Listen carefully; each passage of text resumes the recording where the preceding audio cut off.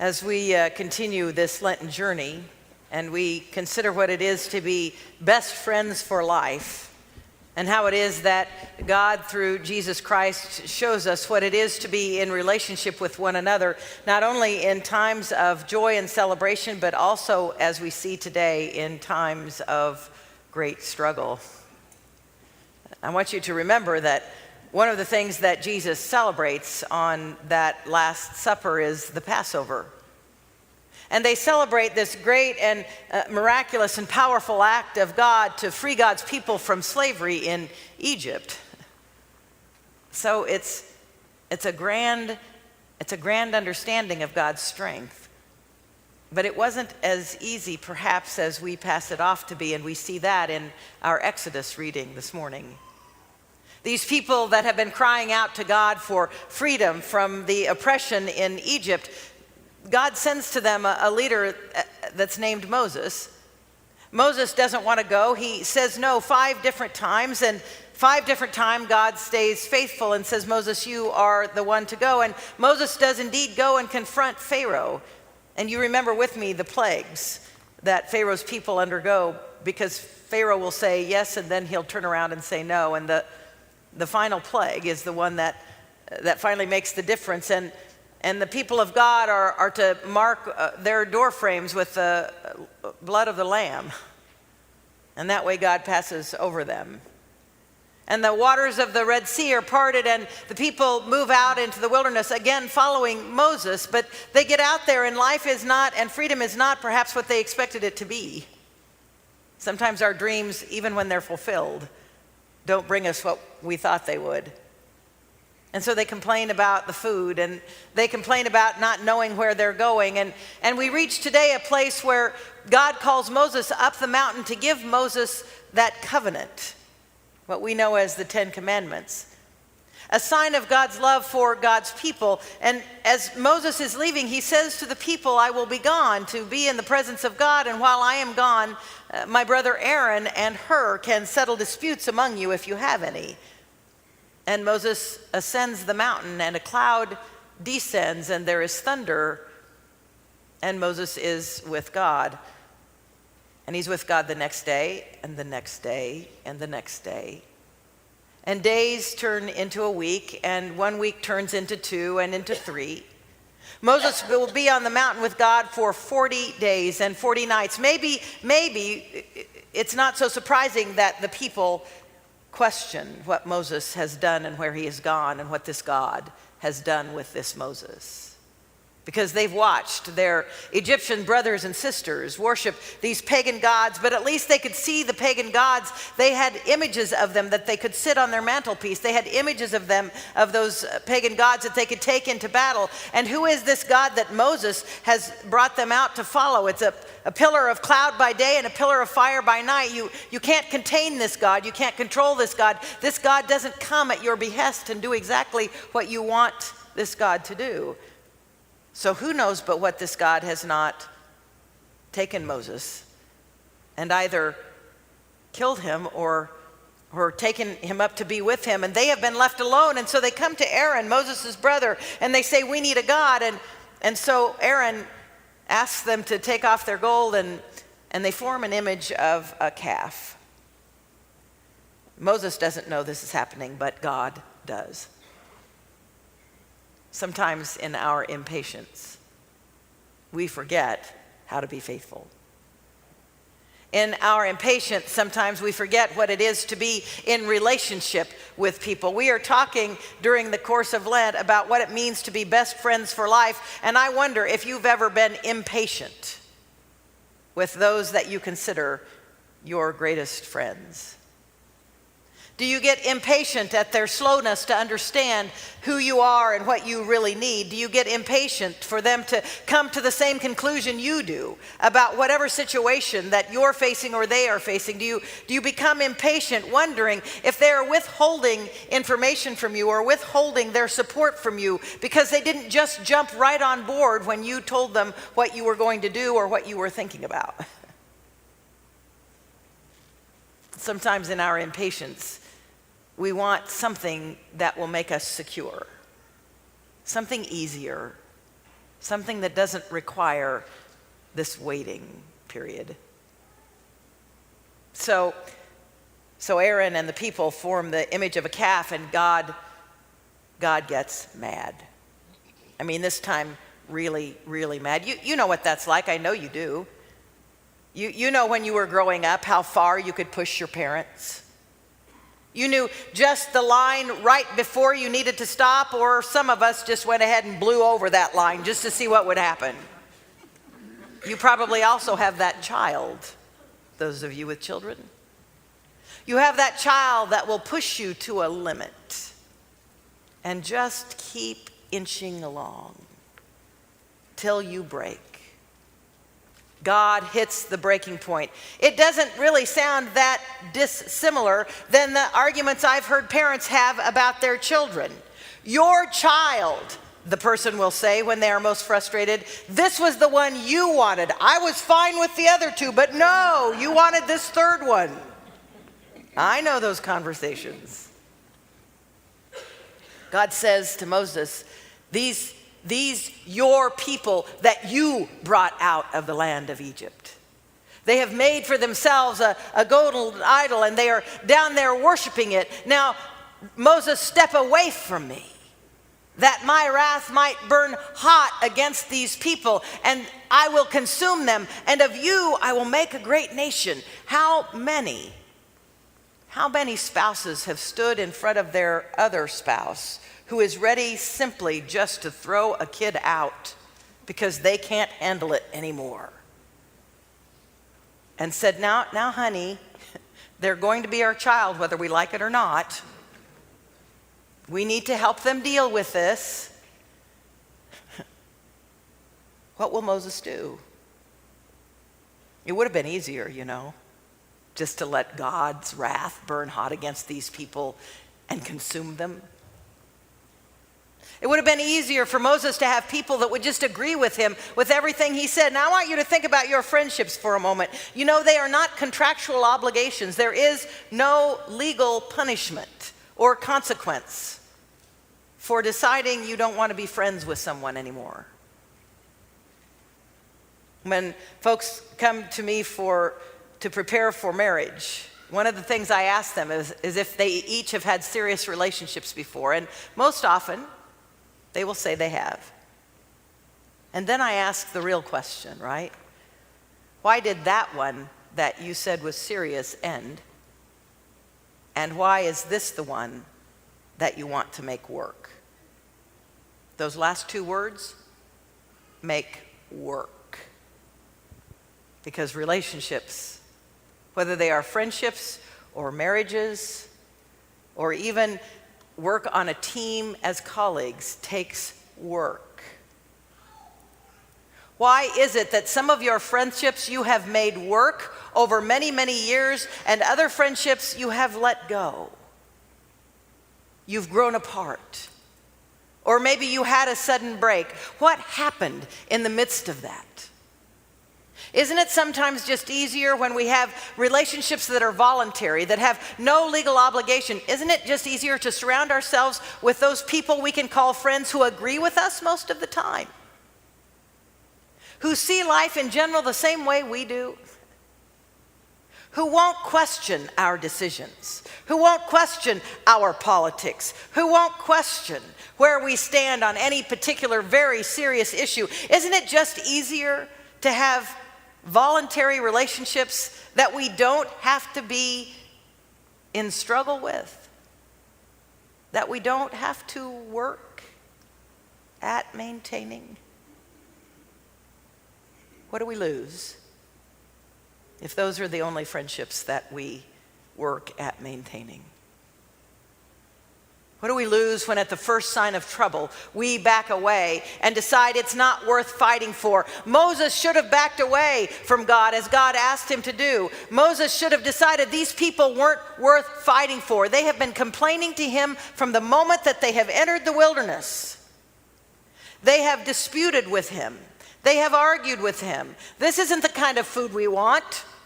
You've just brought us out in the wilderness to die. He should have just taken this as a sign They've been trouble all along. I'm done working for them. But what does Moses do? He confronts God. He confronts God. Moses says, God, these are your people that you brought out of Egypt. Are you going to allow the Egyptians to say that you brought them out into the middle of the wilderness simply to kill them? Is that what you want to be known for doing? Moses is pulling out all the stops. Your reputation's on the line here, God. Oh, and by the way, maybe what's more important is you made a covenant with their ancestors, with Abraham, Isaac, and Jacob, whose name is changed to Israel. That their descendants would be as numerous as the stars in the heavens, and that they would inherit this land that is filled with promise. God, remember the good things about this relationship that you have with them. Remember the promises that you made. Friends, are we willing? Are we willing to choose to be in voluntary covenant with those with whom we walk beside, even if those with whom we walk beside are different, with different ideas and different ways of seeing life and different perspectives on the world? And are we willing to be in the kind of relationship voluntarily where we are able to both confront and be confronted by those with whom we have relationship around whatever it is that we have strong thoughts about? And that are willing to tell us when we are heading down a direction in our life that maybe they see a different way of being. Are we willing to put up with that? Or do we just want to surround ourselves with yes people? Yes, Nanette, it's a fantastic idea to eat a full bag of Chester cheese corn in one sitting. That's fantastic. You just go, girl. Yes, Nanette, it's fine to drive out in western Kansas however fast you want because there's very few people that live out there. You just go for it. Do I simply want to surround myself with those that I know I won't have to try to think more deeply or more clearly about the consequences of the decisions I make? What about you? Maybe it's not just me. Do you want to have friends around you who will question what you think and how you believe and where your perspective in life is either helping or hurting those around you? One would think that if God was ready to consume an entire population of these people, that Moses could be consumed with a blink of an eye. And indeed, probably could have been. But does God do that? You know what Moses says to God? The creator of all that was, is, and ever shall be, the giver of the breath of life, change your mind. Does anybody have the strength to do that with you? Do you allow that from anyone? Beyond your spouse, who has a legal contract with you, and so you have to at least hang out together for a while. But I want you to think about your friends. I want you to think about the friends you've had over the years. I want you to think about the folks who are no longer a part of your life. What happened? Is it just not worth it? To try to find your way forward? It's hard. It's messy, as Brian McLaren says in that book that I read from at the beginning. It's vulnerable. It's risky. It means that others see us in our messiness. It means that sometimes we might even have to admit we're wrong and change our mind. But friends, if we decide to do that, we're in good company. God changes God's mind. In one of only 2 places in the scriptures. The other one we looked at last week, when the Ninevites repented and God changed God's mind about bringing destruction upon them. God changes God's mind. Maybe God needs us to learn from this story that sometimes it's okay to be confronted in the midst of our anger, in the midst of our temper tantrums, in the midst of our conclusions that we are self-righteously right. Maybe someone needs to love us enough to confront us. And maybe we need to be vulnerable enough to say, you know what? I need to change my mind on this one. Are we willing to be in that kind of relationship with one another in the church? Are we willing to go deeper than the clothes we put on and the smiles that we paste on our face? And the pretense that we make that we have life and our faith all together? Are we willing to have somebody say, where is it that your faith really is in this day and this time? And are we willing to say, I'm not sure. I need to grow. I'm not sure. I need to do these prayer practices because I have long forgotten how to pray in a way that goes beyond just reciting a prayer that I learned when I was a child. Are we willing to allow our faith to develop through the relationships that we form in this community that we call faithful? Because if you can't form those relationships that are honest here, then we have to ask ourselves if what we're doing here is what God wants us to do. And I don't think that's a bad question. Remember, Peter is the one who, when Jesus says, who do people say that I am? He says, you're the Messiah. And Jesus says, oh, that's such a blessing. Because human beings didn't tell you that. Only God could tell you that. You are the rock on which I will build my church. You are the rock, Peter, on which I will build my church. Now Jesus is being arrested. He's getting ready to be taken into Pilate's house. And he says to Peter, Simon, Simon, Satan has sought to sift you like wheat. Satan means, remember with me, Hasatan, the adversary. The adversary has sought to sift you like wheat. What is adversarial in your life? What is that which causes you to question? What is that which causes you anxiety? What is that which enables and empowers you to react out of fear rather than respond in faith? Jesus says, Peter, that's what's about to come against you. And then Jesus says this, and when you turn back. So it's a done deal. Peter's going to fail just like you and me. In the face of fear and anger and threat and doubt, Peter is going to fail, and Jesus knows that. Jesus says, Peter, when you have turned back, strengthen your brothers. And Peter says, no, Lord, I am ready to go with you, even unto death. That's great, Peter, and you'll fail. Not once, not twice, but 3 times. Peter, you will fail. How many times are you willing to forgive the faults and failures of your friends? Do they get once?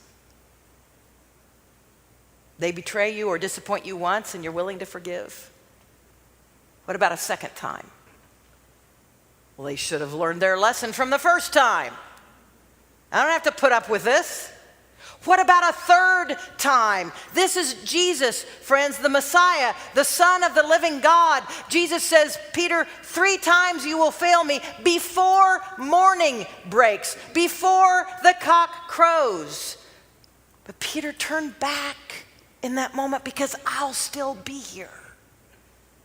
Turn back because my forgiving mercy will be here to accept you. Turn back, but not just for your own sake. Turn back so that you can strengthen your brothers, because Peter isn't the only one that's going to fail and fail and fail again. And Jesus says, Peter, when that happens, remind them that you failed too. And that I said to you, you can turn back. And I'll be here. That is the difference between Peter and Judas, you know. I think they both had equal opportunity to turn back in their guilt and their shame. And Peter does, and Judas does not. It says that when the cock crows, Peter goes out and weeps bitterly. But he came back. So this is my challenge for you today. When you reflect on those important relationships in your lives, when you reflect on the part the church community plays in your life? Is it a place that you have a deep enough connection? Are there people with whom you have a deep enough connection that when you get disappointed, that when you feel broken, that when someone says something to you that makes you want to never come back, you can hear the words of Jesus? And when you have turned back, strengthen others who will go through the same thing. There are some relationships, and we will talk about this in a couple of weeks, that we have to let go because they just become toxic for both people. But there are a lot of relationships that we let go that we don't need to, but we're just unwilling